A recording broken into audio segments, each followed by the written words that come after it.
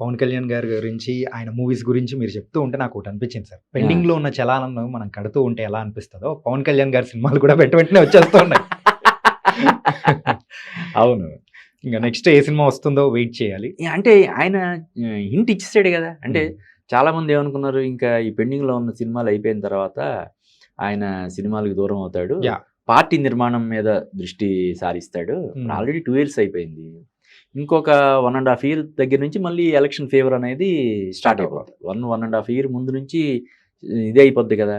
కాబట్టి ఇంక నెక్స్ట్ సినిమాలు చేయడేమో అని అనుకున్నారు. హ్మ్. కానీ ఇప్పుడు ఆయన ఓజీ డైరెక్టర్ సుజీత్‌కి బంపర్ ఆఫర్ ఇచ్చాడు నెక్స్ట్ చేస్తానని. సురేందర్ రెడ్డి సినిమా అఫీషియల్‌గా ఓపెన్ చేశారు. మొన్న ప్రీ రిలీజ్ ఈవెంట్‌లో నాతో సినిమాలు చేయాలనుకునే వాళ్ళు ముందు హరీష్ శంకర్‌ని, మైత్రి మేకర్స్‌ని మేకర్స్. కలిసి అంటే ఏ విధంగా ప్లాన్ చేయాలి, ఏంటి హ్మ్. షూటింగ్స్ షెడ్యూల్స్ ఎలాగా ఏంటి అన్నది వాళ్ళ దగ్గర ప్లానింగ్ అది చూసుకొని నన్ను తర్వాత అప్రోచ్ అవ్వండి అని చెప్పడం బట్టి తను సినిమాలు చేయడానికి ఓపెన్‌గా ఉన్నాడన్న విషయం కూడా తెలుస్తుంది కాబట్టి డెఫినిట్‌గా సంవత్సరానికి నాకు తెలిసి ఓ 2 సినిమాలు వచ్చినా కూడా ఆశ్చర్యం లేదు. కదా! ఇప్పుడు ఆల్రెడీ యాహ్! ఒక సినిమా వచ్చేసింది. హ్మ్. ఇప్పుడు సురేందర్ రెడ్డి సినిమా త్వరలో సెట్స్‌కి వెళ్ళినా కూడా ఈ సంవత్సరంలో చివరికి నవంబర్, డిసెంబర్‌కల్లా వచ్చేస్తది. వచ్చేస్తది. కదా!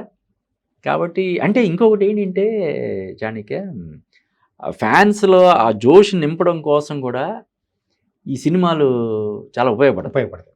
కదా! అంటే ఆయన చెప్పాడు. ఆయన అంతకుముందు కూడా చెప్పాడు. ఈయనకి ఈరోజు ఆయన ఆంధ్రప్రదేశ్ రాజకీయాల్లో సంచలనం సృష్టించి పోటీ చేసినటువంటి 21 నియోజకవర్గాలకి 21 నియోజకవర్గాలు. అంటే హ్మ్. భారతదేశ రాజకీయ చరిత్రలో గతంలో ఎప్పుడూ జరగని విధంగా ఒక సంచలనం సృష్టించి హ్మ్. తను ఉప ముఖ్యమంత్రిగా ఆయన పదవి స్వీకారం చేశాడు.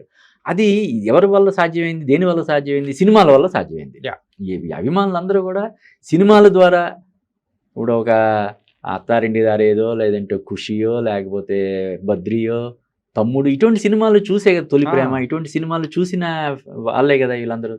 దా ఆ ద్వారానే ఆ సినిమాల ద్వారానే కదా ఈయనకి అభిమానులుగా అయ్యారు. హ్మ్. కాబట్టి అభిమానాల్ని అలాగా ఉంచుకోవడం కోసం కొత్తగా మళ్ళీ అభిమానుల్ని తన దీంట్లో చేర్చుకోవడం కోసం సినిమాలు చేయడం అన్నది చాలా అవసరం.